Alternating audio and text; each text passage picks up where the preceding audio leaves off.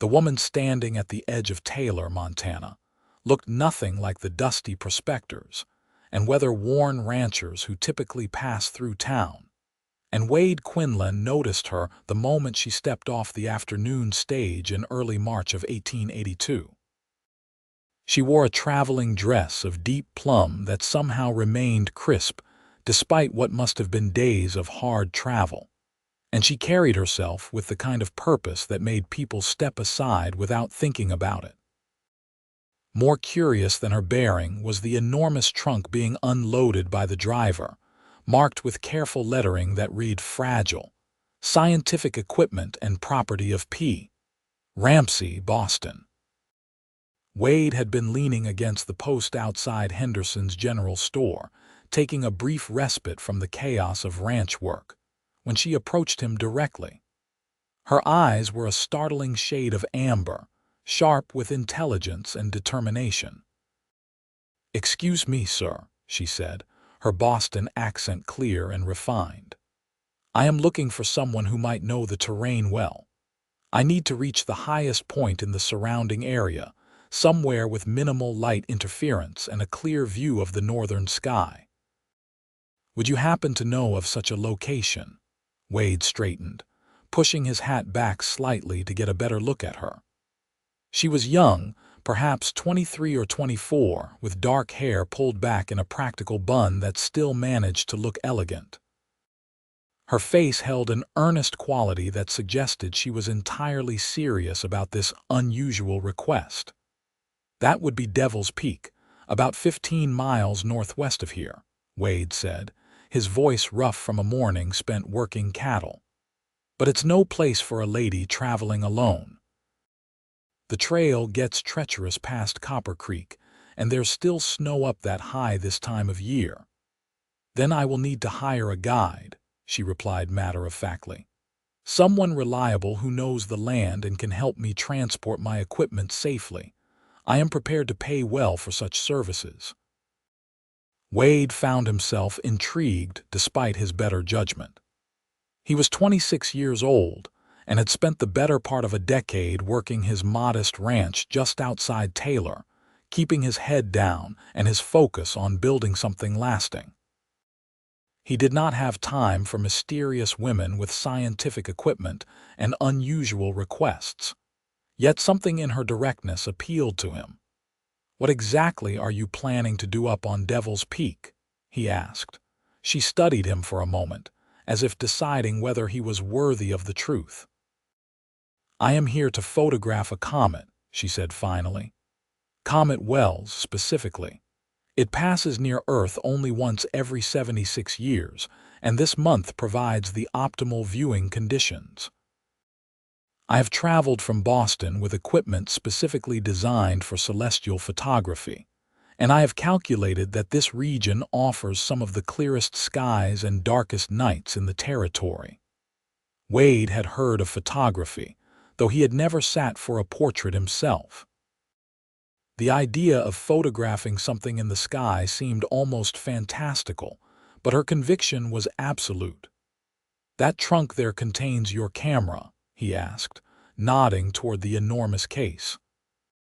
"The camera, glass plates, chemicals for developing, a telescope for preliminary observations, and various other necessities," she confirmed. "I will also need to establish a temporary shelter, as the comet will be visible for approximately 2 weeks, and I intend to capture it at various stages of its passage." 2 weeks on Devil's Peak in March," Wade said slowly. "You understand that you are talking about camping in conditions that could turn deadly if the weather shifts. We can get snow squalls that come out of nowhere this time of year. Which is why I need a competent guide," she replied, meeting his gaze steadily. "Are you such a person, Mr. Quinlan?" "Wade Quinlan."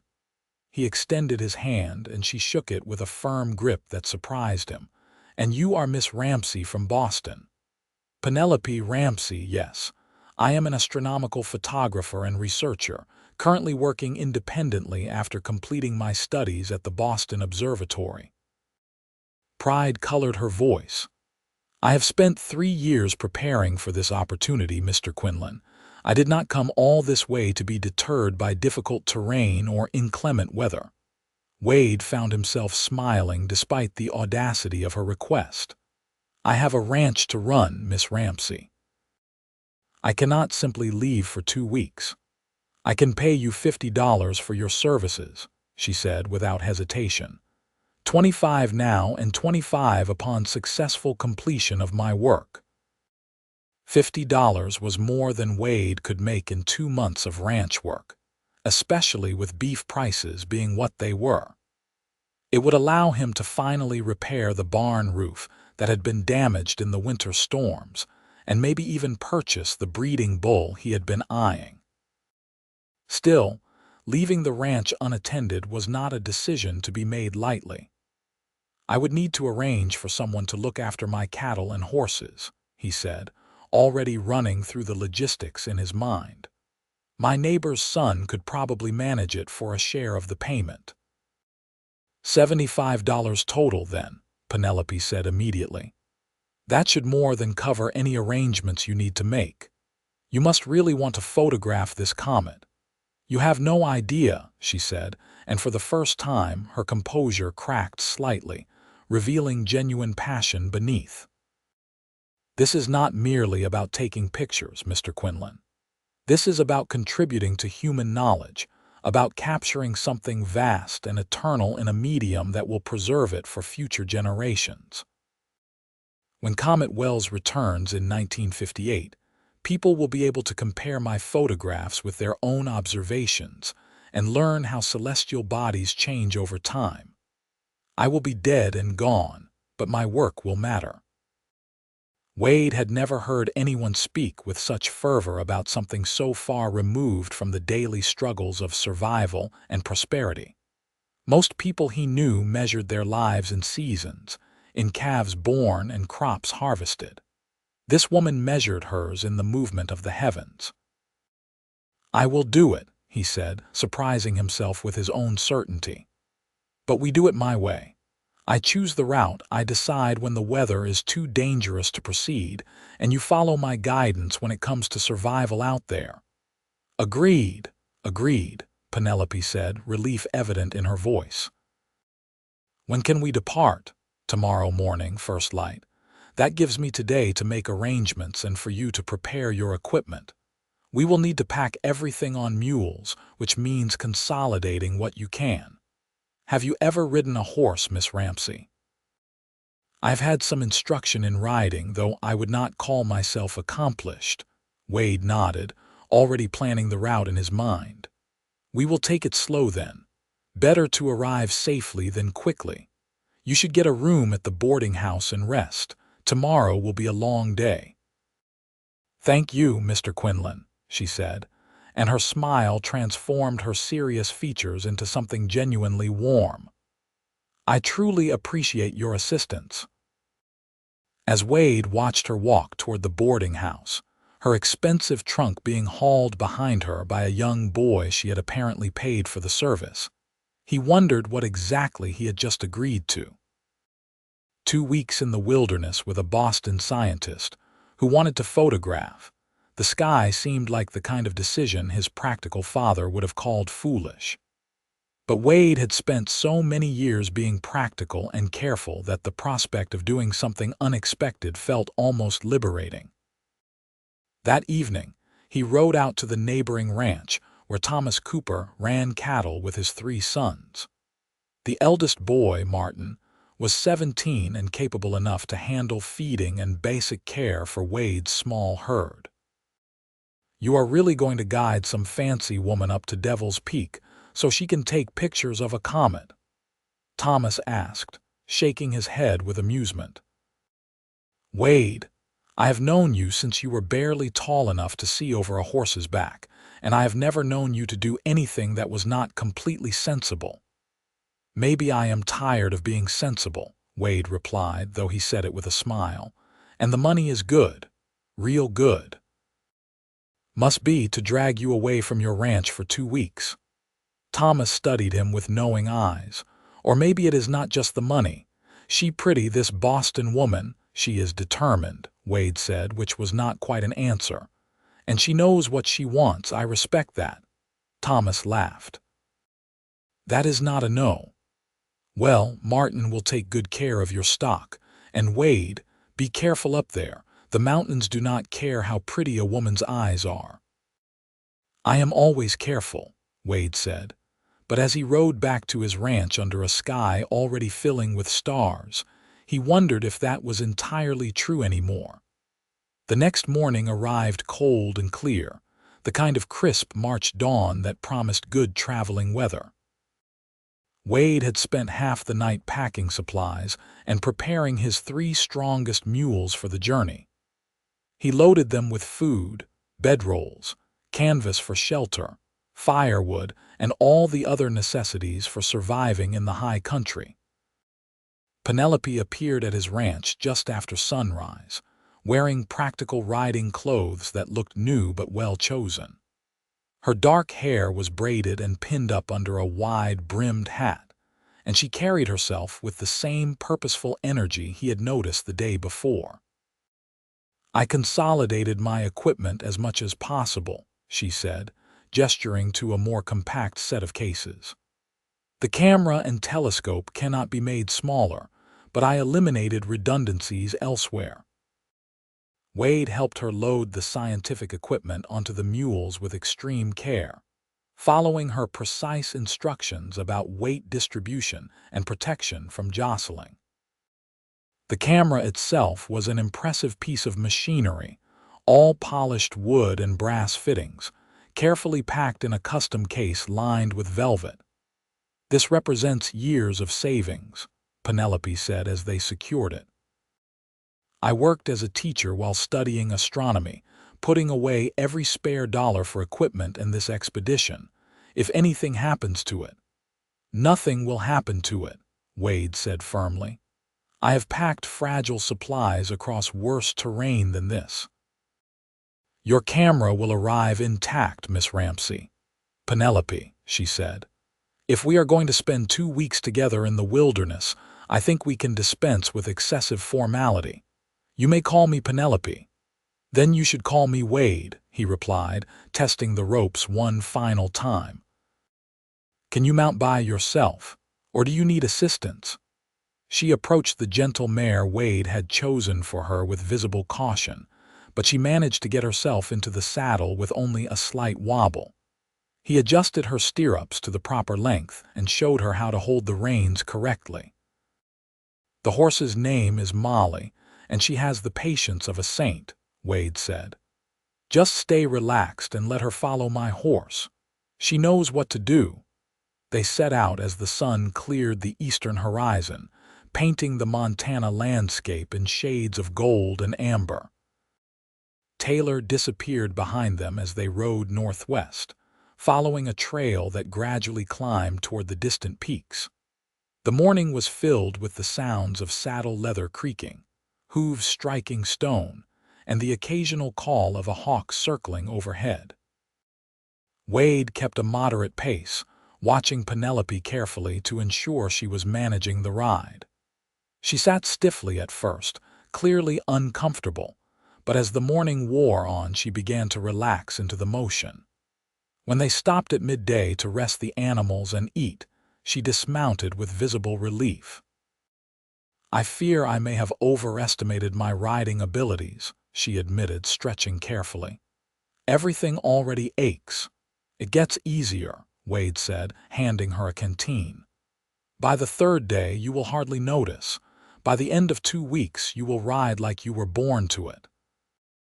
They sat on a fallen log, eating the bread and cheese Wade had packed, while the horses and mules grazed on the new spring grass pushing up through the melting snow. The air was thinner up here, cleaner, carrying the scent of pine and stone. Why did you agree to guide me? Penelope asked suddenly. The money was good, certainly, but you struck me as someone who does not make decisions based solely on profit. Wade considered the question, rolling it around in his mind like a smooth stone. I suppose I was curious, he said finally. I have lived in Montana my whole life. Worked this land since I was tall enough to hold a rope. It is good work, honest work, but it is always the same. You show up talking about photographing comets like it is the most natural thing in the world, and I thought maybe it would be interesting to see the sky through someone else's eyes for a while. Penelope smiled, a genuine expression that reached her eyes. That is perhaps the most poetic thing I have heard from anyone regarding my work. Most people think I am eccentric at best, touched in the head at worst. Are you? Wade asked, but he was smiling too. Probably a bit of both, she admitted. My father was a professor of mathematics, and he raised me to believe that curiosity was a virtue, not a flaw. When other girls were learning embroidery, he was teaching me about planetary motion and the nature of light. My mother despaired of me ever finding a husband. And did you? Find a husband, I mean. No, and I have no particular interest in doing so, Penelope said firmly. Marriage would mean giving up my work, my independence.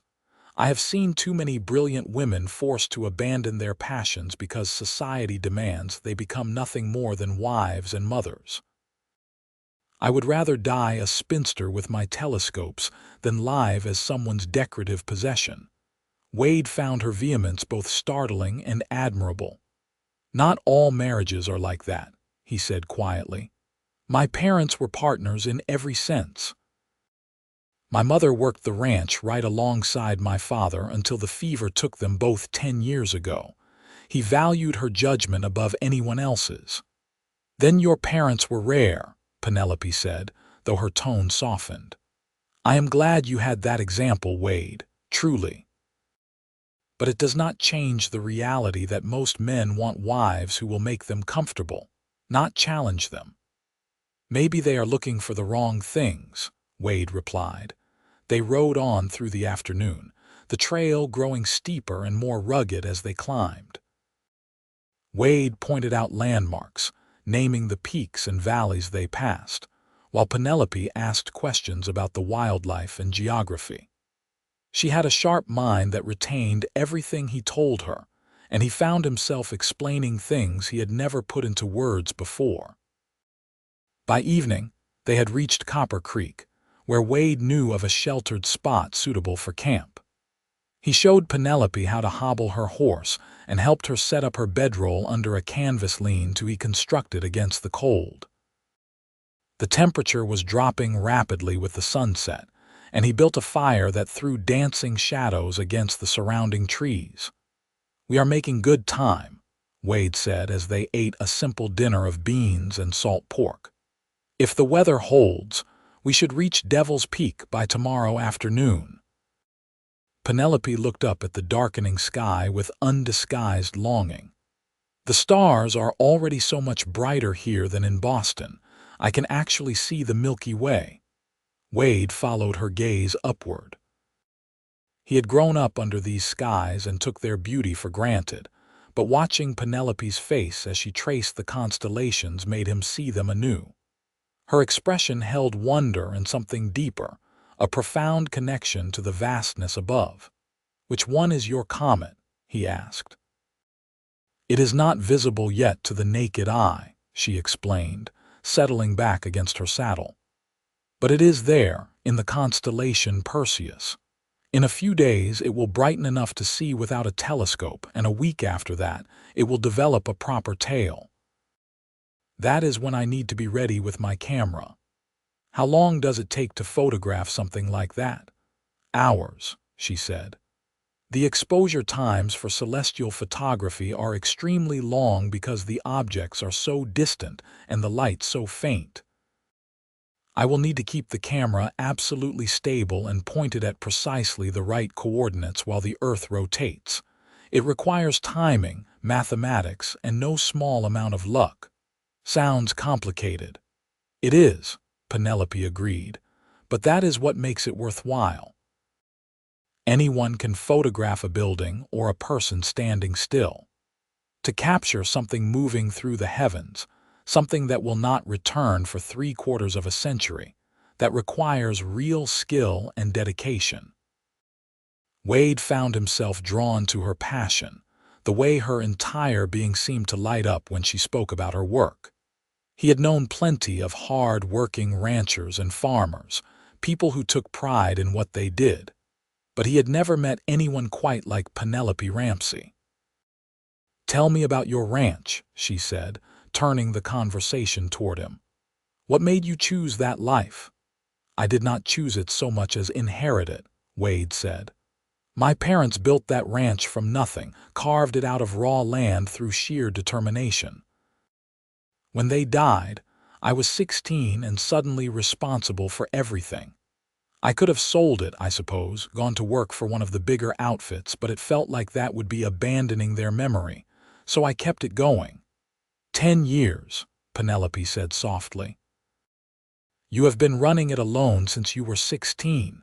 Had some help from neighbors, especially in the early years. Thomas Cooper taught me more about cattle than I ever learned from my father, but mostly, yes, it has been just me." "That must be lonely," Wade shrugged. "It is what I know. The work keeps me busy enough that I do not have much time to think about it." They fell into a comfortable silence, watching the fire burn down to embers. Penelope excused herself to prepare for sleep, and Wade banked the fire and checked on the animals one last time before settling into his own bedroll under the stars. He found himself thinking about her words, about loneliness and choice, and the different paths people took through life. The next morning brought clouds rolling in from the west, and Wade eyed them with concern as they broke camp. The weather in the mountains could change with brutal swiftness, and those clouds had the heavy look that promised snow. "We need to push harder today," he told Penelope as they loaded the mules. "I want to reach Devil's Peak and get your camp established before that weather arrives." She nodded, not wasting time with questions, and they set out at a faster pace than the day before. Penelope handled the increased speed better than Wade had expected, though he could see the strain in her posture. The trail grew rougher as they climbed, switching back and forth across the steep mountainside, and several times Wade had to dismount to lead the pack animals across particularly treacherous sections. By noon, the clouds had thickened, and the temperature was dropping. Wade could smell snow in the air, that particular clean sharpness that meant precipitation was coming. They stopped only briefly to rest the horses before pushing on. "How much further?" Penelope asked, her breath forming small clouds in the cold air. 2 hours, maybe 3, Wade replied, studying the terrain ahead. "The peak is just beyond that ridge." They made it with perhaps an hour to spare before the snow began. Devil's Peak was a broad, relatively flat summit that offered commanding views in all directions. True to its name, the peak stood higher than its neighbors, an isolated point that would indeed provide minimal light interference and clear sightlines to the sky. Wade immediately began setting up a more substantial shelter than the lean-to they had used the night before.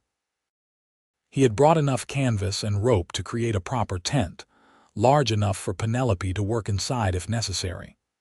She helped where she could, following his instructions precisely, and together they erected a structure that would withstand the coming storm. "Your equipment needs to go inside now," Wade said as the first fat snowflakes began to fall. "Everything that could be damaged by moisture." They worked with focused efficiency, moving the camera, glass plates, and chemicals into the tent, along with her telescope and notebooks. Wade's own supplies and their food went into a smaller shelter he built for himself nearby, and he made sure the animals were securely hobbled in a protected area with access to the sparse grass, and a supply of grain he had packed. By the time full dark arrived, the snow was falling steadily, and the temperature had dropped well below freezing. Wade built a fire in front of Penelope's tent, using rocks to create a reflector that would throw heat into the shelter. They huddled close to the flames, eating a hot meal Wade prepared from their supplies. "Thank you for getting us here safely," Penelope said, wrapping her hands around a tin cup of coffee. "I was starting to worry we would be caught in the storm on the trail." "We cut it close," Wade admitted. "But we made it, and that is what matters. How long before you can start photographing?" "The comet should be visible in 3 nights, assuming the weather clears. I will spend tomorrow setting up my equipment and doing preliminary observations with the telescope. The photography itself will begin once I have confirmed the comet's position and trajectory."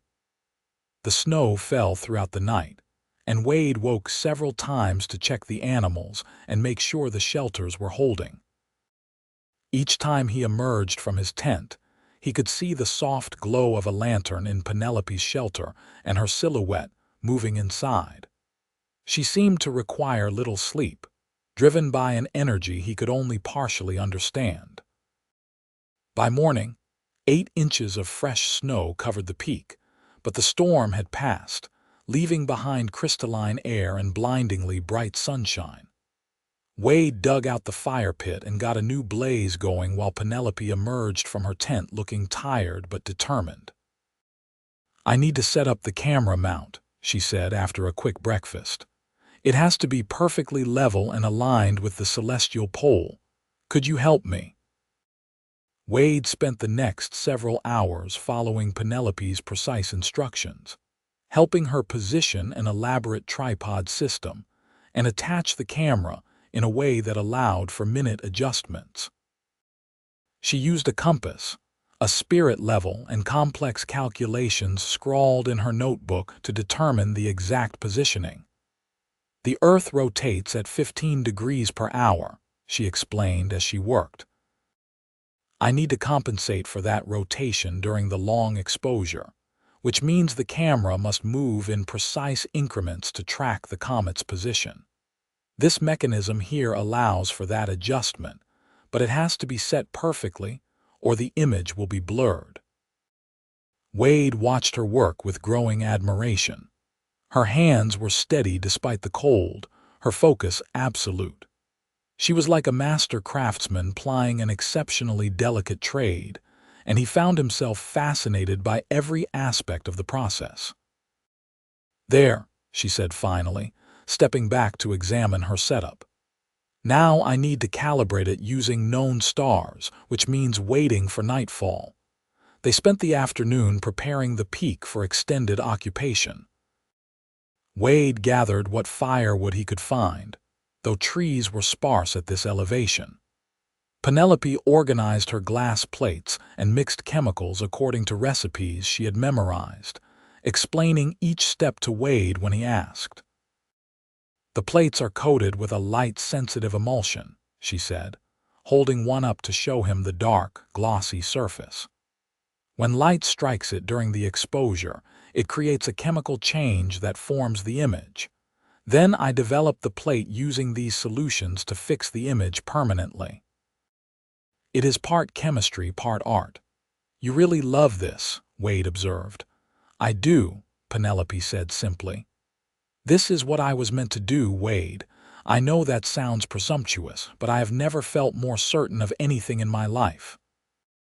When I look through a telescope and see distant galaxies, nebulae, comets, I feel connected to something vast and important. The problems of my daily life shrink to nothing against the scale of the universe." "Must be nice," Wade said, "to feel that certain about your purpose." "You do not feel that way about your ranch," Wade considered. "I feel responsible for it, proud of it even, but chosen for it. I do not know that I would go that far." That evening, as the sun set and the sky began to fill with stars, Penelope brought out her telescope and spent hours calibrating her camera mount. Wade sat by the fire, ostensibly preparing gear for the next day but mostly watching her work. She moved between the telescope and the camera with practiced ease, consulting her charts and making minute adjustments. "It is perfect," she said finally, her voice filled with satisfaction. The alignment is exactly what I need. Tomorrow night, when the comet appears, I will be ready." They celebrated with a better dinner than they had eaten since leaving Taylor. Wade had packed some dried apples and a small precious jar of honey, and he made a sweet porridge that tasted like luxury after days of beans and hardtack.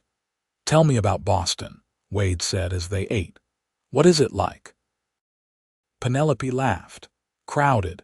Noisy. The streets are full of people and carriages, and the buildings block out the sky. I lived there for 6 years while studying, and I never quite adjusted to it. I come from a small town in Vermont originally, a place not so different from Taylor in some ways. Moving to the city was like landing on another planet.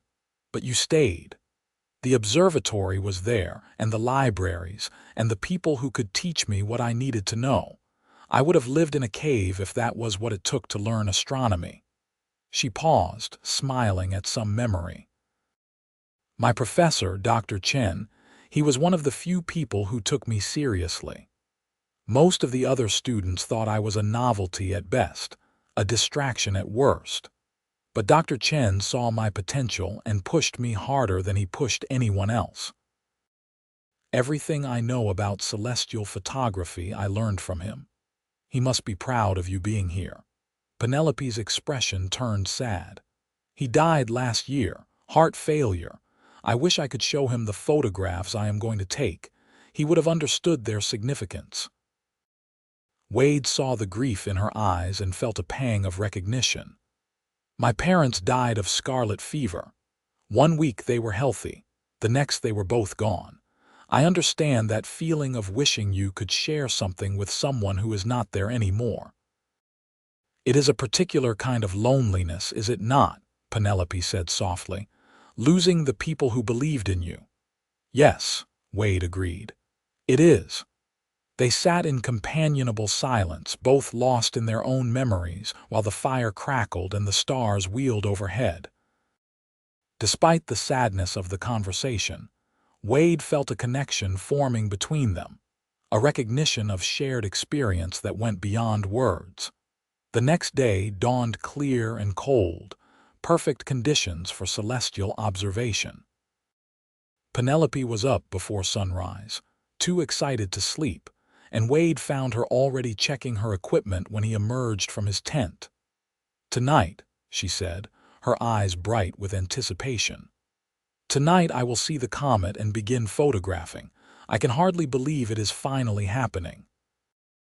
Wade spent the day hunting, managing to bring down a young elk that had wandered near the peak.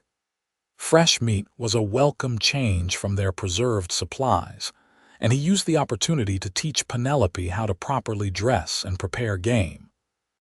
She proved a quick study, not squeamish about the blood and work involved. "On a ranch, you learn to do everything yourself," Wade explained as they worked. "Can't afford to be delicate about it." "I am a scientist," Penelope replied, her hands steady as she followed his instructions. "I have dissected specimens, mixed chemicals that could burn through flesh. Blood does not bother me."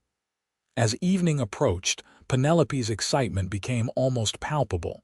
She checked and rechecked her equipment, prepared multiple glass plates, reviewed her calculations a dozen times. Wade found her nervousness endearing, this crack in her usual composure revealing just how much the night's work meant to her. "What if the camera fails?" she said as they ate a quick dinner. "What if my calculations are wrong? What if the comet is dimmer than expected and the images do not come out?" "Then you try again tomorrow night," Wade said calmly. "You have 2 weeks, Penelope. This is your first attempt, not your only one. Give yourself permission to make mistakes." She took a deep breath, nodding. "You are right. I am just so afraid of failing after coming all this way." "You will not fail," Wade said with certainty he fully felt. "I have watched you work. You are too careful, too skilled. Trust yourself." As full darkness fell, Penelope turned her telescope toward the constellation Perseus and began scanning for the comet.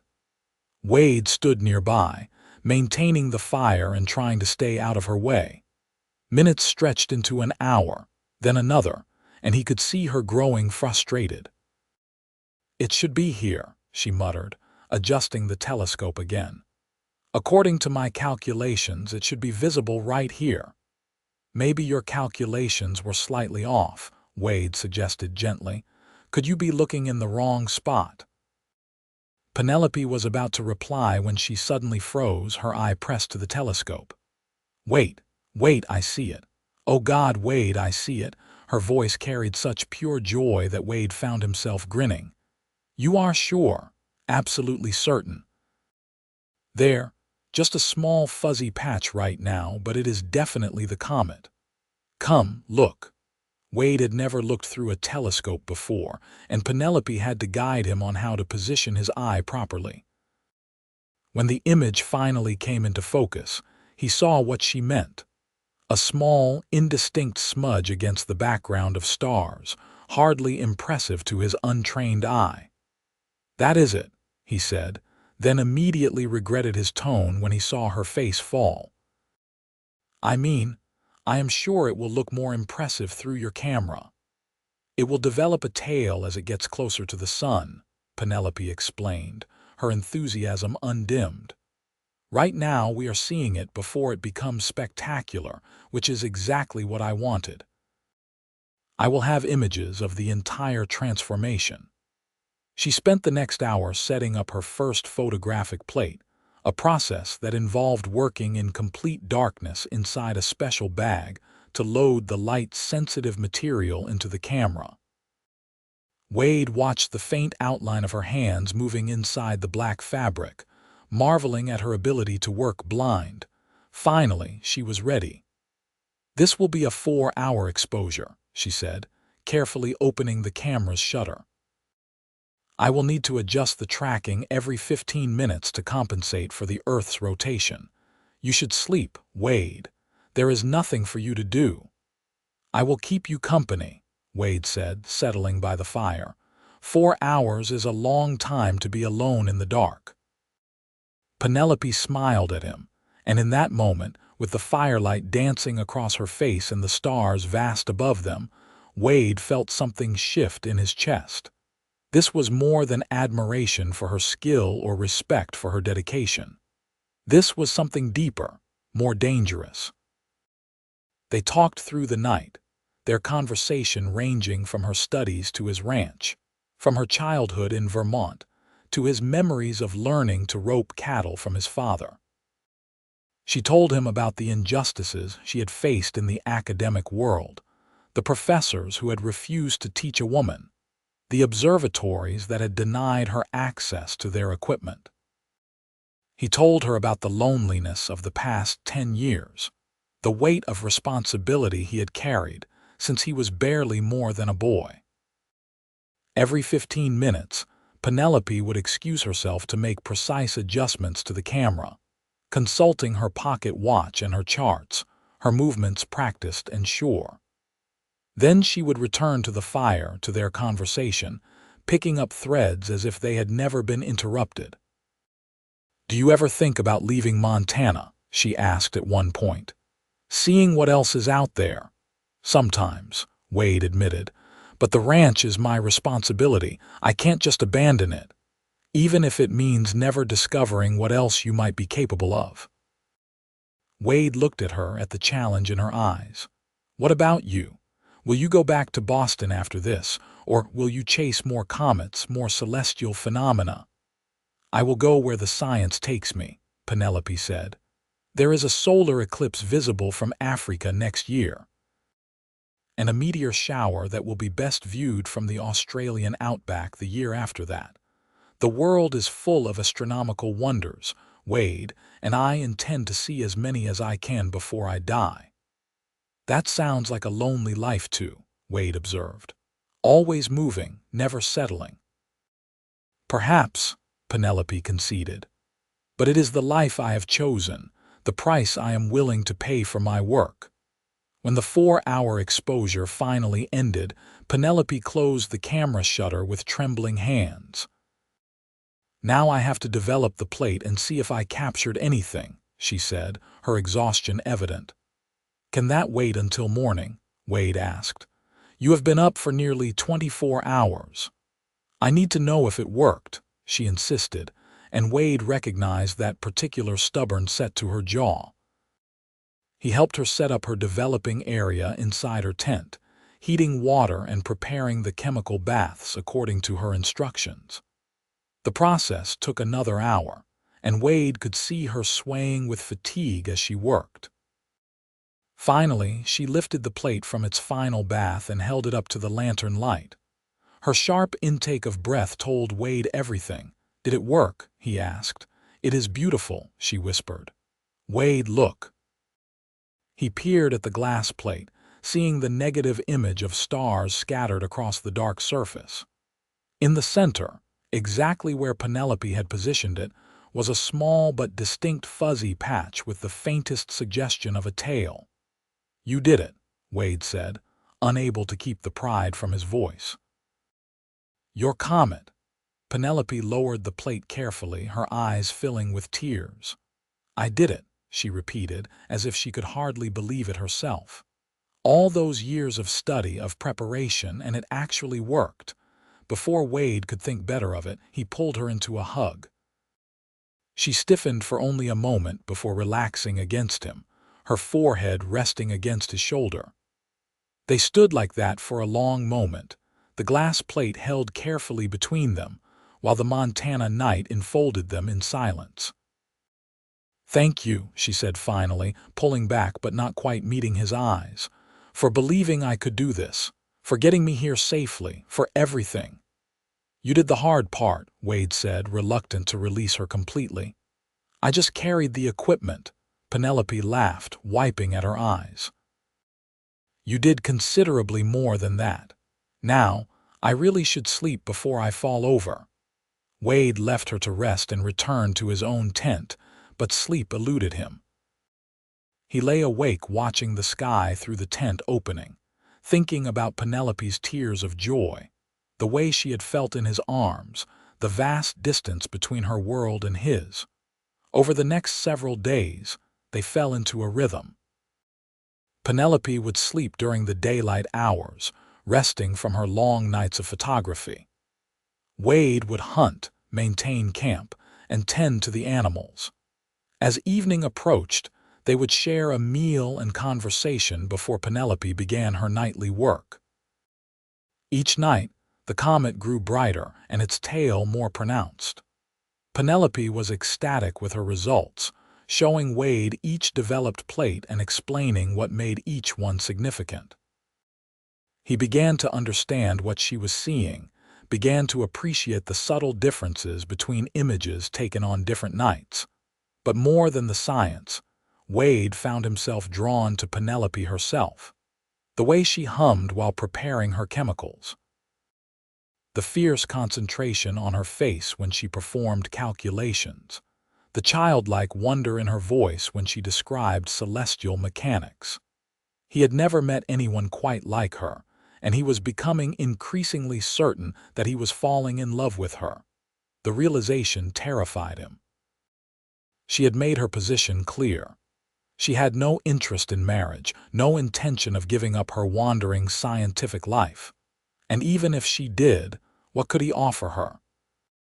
A modest ranch in Montana, a life of hard work and isolation, the same vista day after day while she longed for distant horizons and cosmic wonders. One evening, about 10 days into their stay on Devil's Peak, Penelope finished her photography earlier than usual. The comet had reached its maximum visibility and would begin fading in the coming days, but she had captured enough images to satisfy her research requirements. Tell me about your dreams, Wade, she said as they sat by the fire. Not your responsibilities or your obligations, but your actual dreams. What would you do if you could do anything? Wade was quiet for a long time, turning the question over in his mind. No one had ever asked him that before. I suppose I would want to see more of the world, he said finally. When my parents were alive, my father would tell stories about his younger days, traveling through California during the gold rush, working cattle drives down to Texas. He made it sound like an adventure. Why did he settle in Montana? He met my mother. She was the daughter of a homesteader, and she had no intention of leaving her family's land. So my father stayed, built a ranch, made a life here. I do not think he ever regretted it, but sometimes I wonder what he gave up. And you worry you will have to make the same choice someday, Penelope said softly. Between wandering and settling, between adventure and responsibility. Does not everyone? I suppose they do, she agreed. Though I made my choice years ago, I chose the wandering. Has it made you happy? Penelope considered this seriously. Happy? I am not sure that is the right word. Fulfilled, certainly, purposeful, but happy. She shook her head. I have been lonely, Wade, more lonely than I like to admit. I tell myself that my work is enough, that contributing to human knowledge is worth any personal sacrifice. But these past 2 weeks, talking with you, sharing this experience with someone who tries to understand rather than dismiss it, I have felt something I have not felt in a very long time. What is that? Wade asked, his heart beating faster. Connection, she said, meeting his eyes. Real human connection, and I think I have been missing it without even realizing it. Wade knew he should keep his distance, should maintain the professional relationship of guide and client. But Penelope was looking at him with such openness, such vulnerability that he found himself leaning closer. I am going to do something foolish, he said quietly. How foolish? Penelope whispered, but she did not pull away. This foolish, Wade replied and kissed her. For a heartbeat, Penelope remained perfectly still. Then she kissed him back, her hands coming up to cup his face.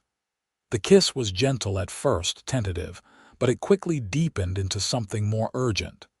Wade pulled her closer and she came willingly, her fingers threading through his hair.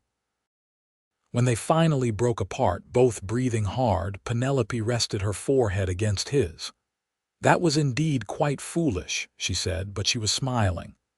I am sorry, Wade began, but she stopped him with another quick kiss. Do not apologize. I am not sorry. Confused, perhaps, but not sorry. She pulled back slightly, her expression growing serious. Wade, I am leaving in a few days. Back to Boston and then on to wherever my research takes me next. I cannot offer you anything beyond what we have right now in this moment. I know, Wade said, though the words hurt to speak. I am not asking for promises, Penelope, but I would like to spend whatever time we have left not pretending that I do not care for you, because I do. Quite a lot, actually. I care for you too, Penelope admitted. More than I expected to, more than I should. You are patient and kind, and you listen when I talk about my work like it actually matters. Do you know how rare that is? Your work does matter, Wade said firmly. Anyone who cannot see that is a fool. Penelope kissed him again, and this time there was a sweetness to it that made Wade's chest ache. They stayed by the fire for hours, talking and touching, stealing kisses between words, both of them acutely aware that their time was limited. That night, Wade lay in his tent unable to sleep, his mind full of Penelope. He heard her moving around in her shelter, apparently equally restless, and after a while she called out softly, Wade, are you awake? Yes, he replied, emerging to find her standing by the dying fire wrapped in a blanket. I do not want to sleep alone tonight, she said simply. Will you stay with me? Just to sleep, she added quickly. I just want to be close to you. Wade knew it was dangerous, knew that every moment spent with her would make her eventual departure more painful, but he could not deny her. They settled into her tent together, and Penelope curled against his side, her head on his shoulder. Wade wrapped his arms around her and listened to her breathing slow and deepen as she finally relaxed into sleep. He had never felt so content and so miserable at the same time. The next 3 days passed in a bittersweet haze. During the days, they prepared for the journey back to Taylor, carefully packing Penelope's equipment and organizing supplies. During the evenings, they abandoned any pretense of distance, spending hours talking and kissing and holding each other as if they could somehow stop time through sheer force of will. Penelope took her final photographs of the comet, documenting its slow fade as it began its long journey back to the outer reaches of the solar system. Wade watched her work with a mixture of pride and sorrow, knowing that each completed plate brought them closer to goodbye. "I have enough," she said on their last night on Devil's Peak. "More than enough, actually. These photographs will form the basis of my research for years to come." "You must be pleased," Wade said, though his heart was not in it. Penelope sat beside him by the fire, taking his hand. "I am pleased with the work, yes. But Wade, I am not pleased about leaving you. I thought I could do this, thought I could keep my heart separate from the rest of me, but I was wrong. I have fallen in love with you, and I do not know what to do about it." Wade felt his breath catch. She loved him. This brilliant, passionate woman who could photograph the heavens loved him. "Come back," he said impulsively. "After you develop your plates in Boston, after you write whatever papers you need to write, come back to Montana. Not to stay forever," he added quickly, seeing her expression. "Just to visit. We could have the summer together, and then you could go chase your eclipse in Africa or wherever you need to be, and maybe after that you could come back again." "You would wait for me?" Penelope asked, her voice uncertain. "Knowing I would always leave again." "I would rather have you for scattered months than not have you at all," Wade said. "I know it is not conventional and people would talk, but I do not care. I love you, Penelope. I want you to have your work and your discoveries, but I also want you to have a place to come home to when you need one." Tears were streaming down Penelope's face now. "That is the most extraordinary thing anyone has ever offered me," she whispered. "A home that does not require me to give up who I am." "Do you really mean it?" "Every word," Wade said, pulling her into his arms. "I will be here, Penelope. Whenever you need me, I will be here." They made love that night under the stars, a tender and passionate joining that felt like both a beginning and a benediction. Afterward, wrapped together against the cold, Wade felt more certain of his choice than he had ever felt about anything. The journey back to Taylor was slower than the ascent had been, both of them reluctant to rush toward separation. They stopped early each evening and lingered over breakfast each morning, stealing every possible moment together. Penelope rode more confidently now, her body adjusted to the rhythm of the horse, and Wade caught himself imagining future journeys they might take together. When Taylor finally came into view, Wade felt his throat tighten. This was really happening. She was really leaving. They rode directly to the boarding house, where Penelope would stay until the next stage departure. Wade helped carry her equipment inside, aware of the curious stares from the townspeople who remembered the proper Boston lady from 2 weeks earlier, and were now seeing her dusty, sun-bronzed, and clearly changed. In the privacy of her rented room, they held each other for a long moment. "I will write to you," Penelope promised. "As soon as I reach Boston, and then regularly, I will tell you about my work, about what I discover in the photographs." "And I will write back," Wade said. "Tell you about the ranch, about Montana, about missing you." "I will come back," Penelope said fiercely. "As soon as I can arrange it, I will come back. This summer, perhaps, or early fall. We will have time, Wade. I promise we will make this work." Wade kissed her one last time, trying to memorize the taste of her lips, the feel of her in his arms. "I love you," he said. "I love you too," Penelope replied. "My cowboy who became the phenomenon I could not leave." The stage departed the next morning. Wade stood watching until it disappeared in the distance, carrying Penelope back toward Boston and her life of science and discovery. His chest felt hollow, but he also felt a curious lightness, a sense of hope he had not expected. Martin Cooper brought Wade's cattle back that afternoon, and Wade threw himself into ranch work with renewed energy. He repaired the barn roof, fixed fences that had been neglected, began planning improvements he had been putting off for years. If Penelope was going to come back to visit, he wanted the ranch to be something worthy of showing her. Her first letter arrived 3 weeks later, and Wade carried it around unopened for an hour before he finally had the courage to read it.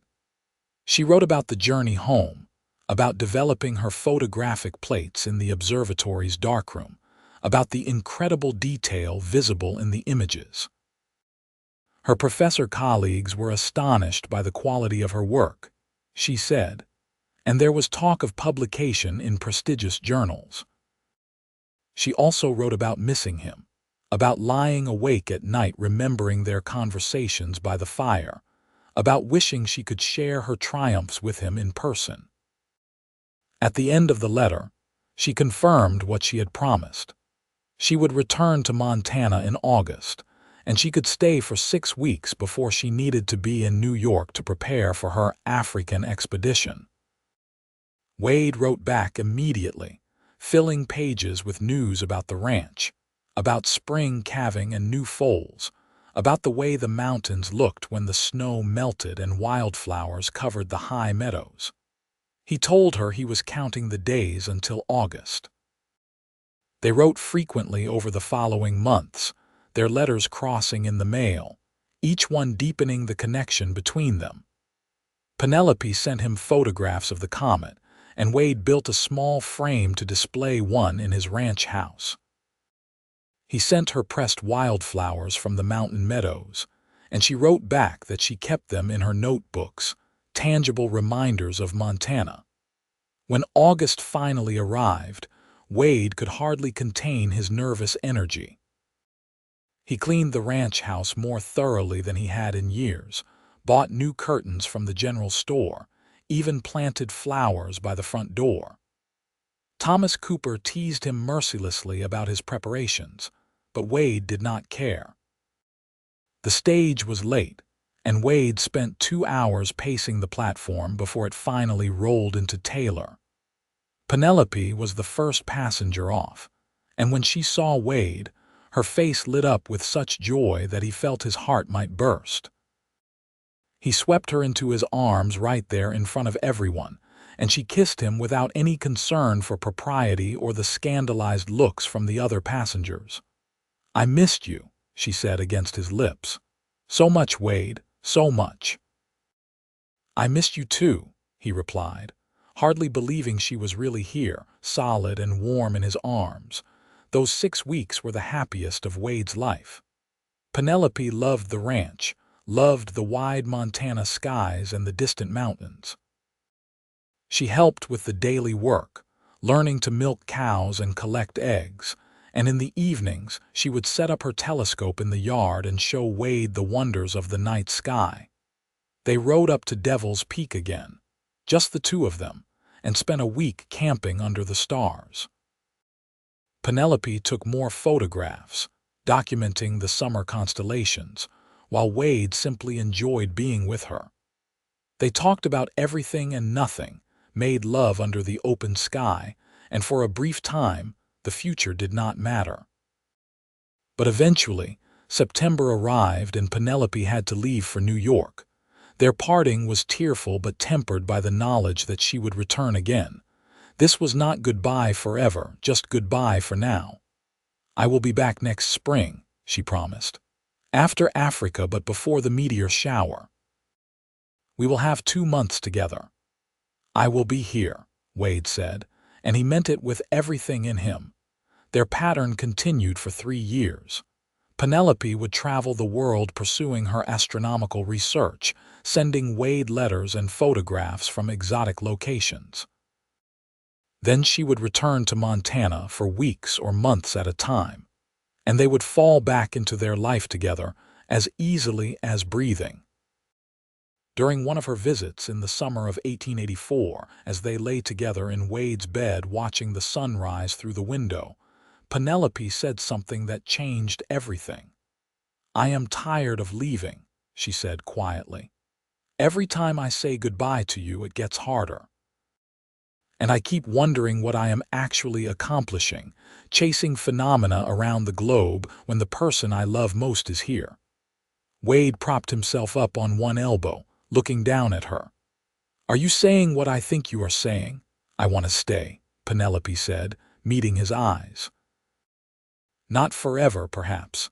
I still want to travel for important observations and I still want to publish my research, but I want this to be my home. I want you to be my home, if you will have me." "If I will have you," Wade repeated incredulously. "Penelope, I have been yours since the moment you stepped off that stage talking about photographing comets. Nothing would make me happier than having you stay." "Then I need to ask you something," Penelope said, suddenly nervous. "And you can say no if it is not what you want."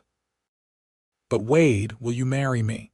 Wade stared at her for a moment, then started laughing, pure joy bubbling up inside him. "I was supposed to ask you that," he managed. "You were taking too long," Penelope said, smiling now too. "And I have never been very good at waiting for permission to go after what I want." "Yes," Wade said, kissing her thoroughly. "Yes, I will marry you on one condition." "What condition?" "That you never stop being exactly who you are. Keep your work, keep your travels when they matter." "I fell in love with a woman who photographs the heavens, and I do not want her to change." "I love you so much," Penelope whispered. They were married in Taylor 1 month later, in a simple ceremony attended by Thomas Cooper and his family, various ranchers and townspeople who had come to know and respect Penelope, and even a few of her scientific colleagues who made the journey from back east. Penelope wore a simple dress of cream-colored silk, and Wade wore his best suit, and neither of them could stop smiling. Their life together was unconventional by any standard. Penelope set up a darkroom in one of the ranch's outbuildings and continued her photographic work, documenting the Montana skies and publishing papers that gained her increasing recognition in astronomical circles. Once or twice a year, she would travel to observe important celestial events, sometimes for a few weeks, occasionally for months, and Wade would manage the ranch in her absence. When she was home, they worked side by side during the days and spent the evenings talking and reading and making love. They were partners in the truest sense, each supporting the other's dreams while building something lasting together. In the spring of 1886, Penelope discovered she was pregnant. The news brought mixed emotions. She was thrilled at the prospect of a child but worried about how motherhood would affect her work. "We will figure it out," Wade assured her, "just like we have figured out everything else." Their son was born in January of 1887, a healthy boy they named Samuel, after Wade's father. Penelope proved to be a devoted if unconventional mother, conducting observations with Samuel strapped to her back and teaching him the names of constellations before he could properly talk. 2 years later, their daughter Alina arrived, and the ranch house that had once held only Wade's solitary presence now rang with the sounds of children and laughter. Wade expanded the house, adding rooms and a proper study for Penelope's books and research materials. As the years passed, their children grew up understanding that their mother was someone special, someone whose work mattered beyond the confines of their ranch. They learned to work the land from Wade and to read the stars from Penelope. Samuel showed an aptitude for mathematics and astronomy, while Alina inherited Wade's practical ranch skills along with her mother's stubborn determination. In 1910, Wade and Penelope made the journey back to Devil's Peak with their grown children. Samuel was 23 now, recently graduated from university with a degree in astronomy. while Alina, at 21, was preparing to take over management of the ranch, so Wade could finally slow down. But they had made this particular journey for another reason. Comet Wells was returning, making its second passage in Penelope's lifetime. She had been photographing comets for nearly 30 years now, but this one remained special, the one that had started everything. As they set up camp in the same spot where Penelope and Wade had first truly connected 28 years earlier, Wade looked at his wife and marveled at how little she had changed in the ways that mattered.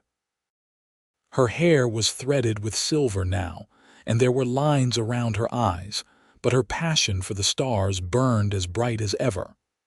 "What are you thinking about?" Penelope asked, catching him watching her. "I am thinking about a determined woman from Boston who showed up in Taylor wanting to photograph a comet," Wade said, "and how she became the phenomenon I could not leave."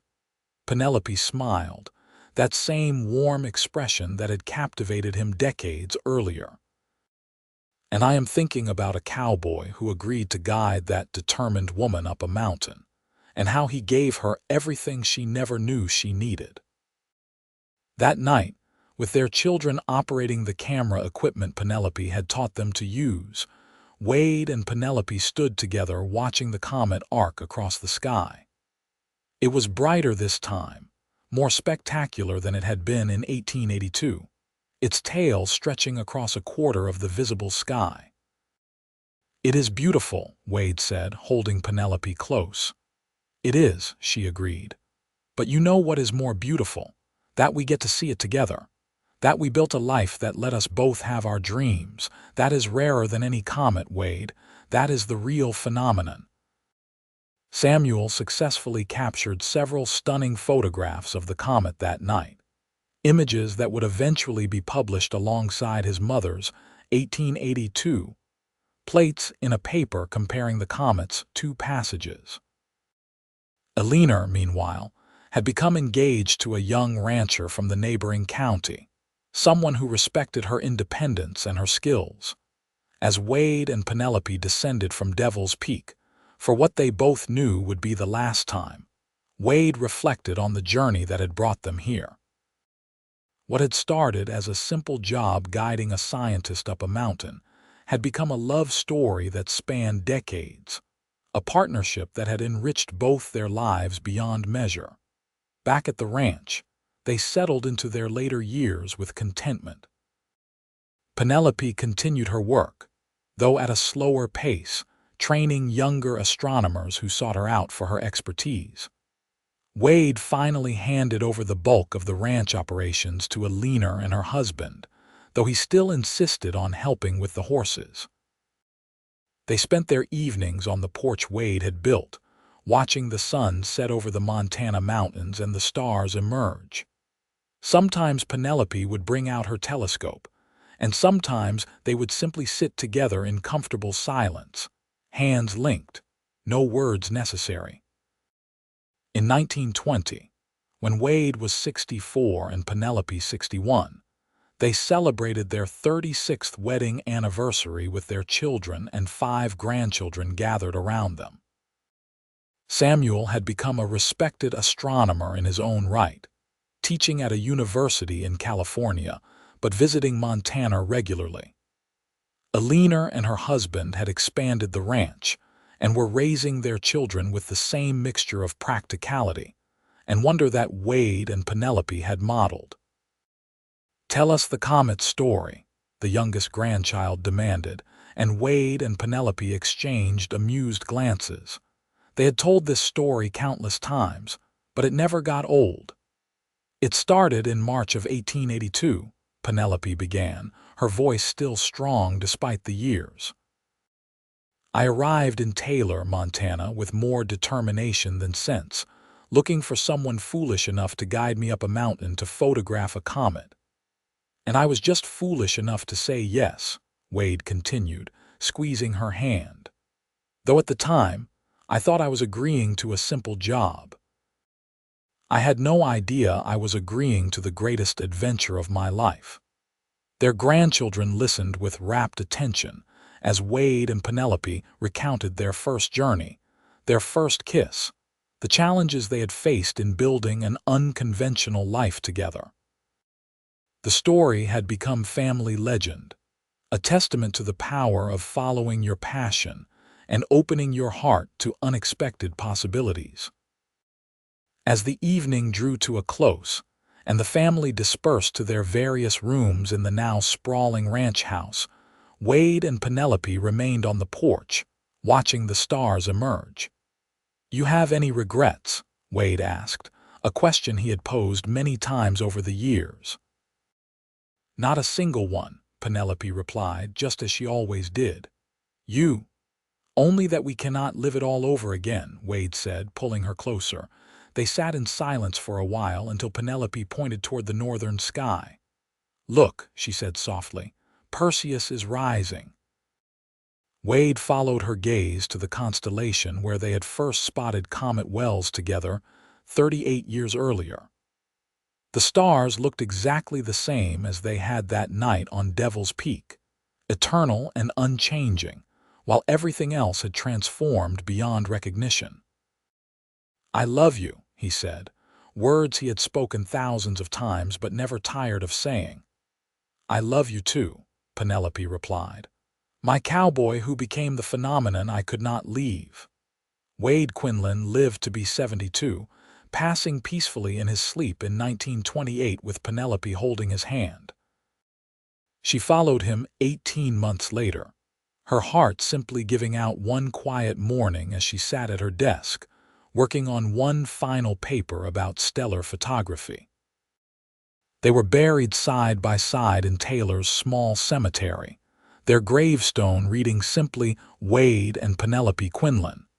They reached for the stars together. Their children and grandchildren continued to tell their story, and Penelope's photographic plates remained preserved in university archives, still consulted by astronomers studying cometary behavior. The ranch stayed in the family for generations, and visitors could still see the darkroom Penelope had built, the telescope she had used, and the framed photograph of Comet Wells that Wade had hung in their living room so many years before. But perhaps their greatest legacy was simpler than scientific achievement or material inheritance. They had proved that love could bridge seemingly impossible divides, that two people with different dreams could build a life that honored both, that compromise did not mean sacrifice if both partners valued each other's passions equally. Samuel eventually wrote a biography of his mother, documenting her contributions to astronomy and the barriers she had broken as a woman in science. In it, he included a quote from one of her letters to Wade from the early days of their relationship. "You once asked me how I could love both the stars and you, as if choosing one meant abandoning the other. But you not see, my dearest Wade.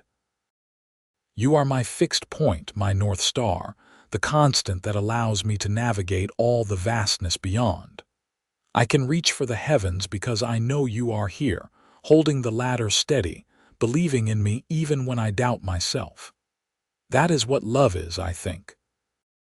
Not a cage that confines, but wings that let us both fly farther than we ever could alone." And in Wade's journals, discovered after his death and preserved by a leaner, there was an entry from the night he first kissed Penelope on Devil's Peak. "I have spent my whole life thinking I understood my purpose, believing that duty and responsibility were enough to build a life on."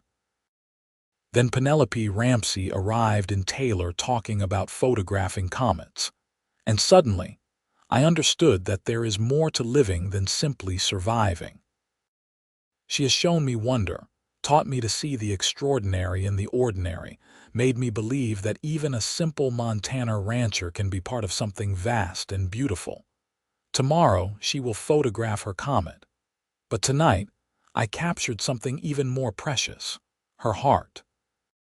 And I will spend the rest of my life earning the gift of her love, making sure she knows that she never has to choose between her dreams and having a home, because I will be both for her, always.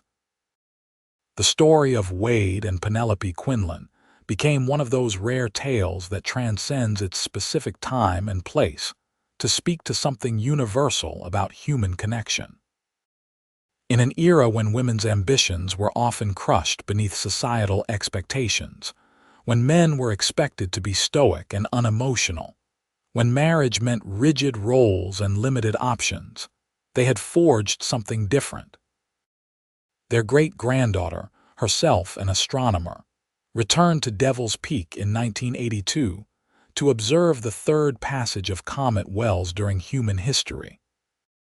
She brought with her the original glass plates Penelope had created 100 years earlier, along with the journals and letters that documented that first observation. Standing on the same ground where her great-grandmother had set up her camera and fallen in love with a cowboy, surrounded by the same Montana mountains under the same vast sky, she felt the weight of that legacy. The comet was there, exactly where calculations said it would be, and she photographed it using technology Penelope could never have imagined. But more important than the technology was the continuity, the unbroken line of curiosity and passion and love for the heavens that connected her to Penelope across a century. Her great-grandmother had fought to pursue astronomy in an age that did not want women scientists. She had found a partner who supported rather than hindered her work, and together they had built something that lasted far beyond their own lives.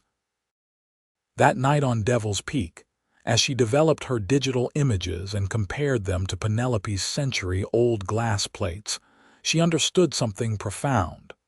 Science advanced, technology changed, societies evolved. But the fundamental human need for connection, for love, for someone who believed in your dreams, that remained constant as the stars themselves. The story of how Penelope Ramsey arrived in Taylor, Montana, in 1882, to photograph a comet and found something even more extraordinary in the form of a cowboy named Wade Quinlan, was more than just a romance. It was a testament to what becomes possible when two people refuse to let convention dictate their choices, when they build a life based on mutual respect and shared wonder rather than rigid expectations.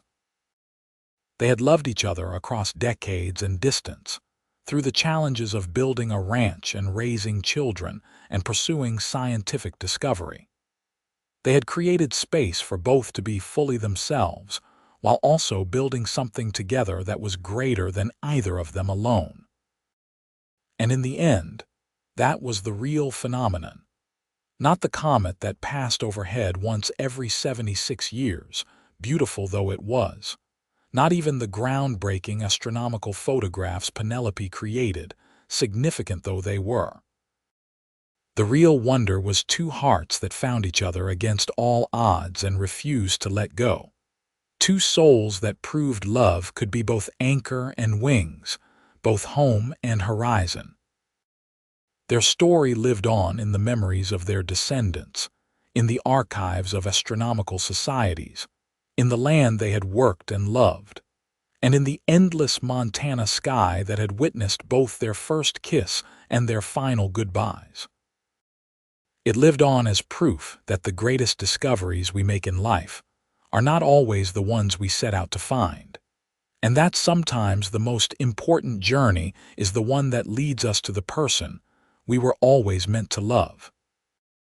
The comet would return again in 2058, and again 76 years after that, marking time in its eternal celestial dance. But the love story of Penelope and Wade was already eternal, already written in the stars they both loved so much. A phenomenon that would never fade as long as there were people who believed in the possibility of finding your home in another person's heart.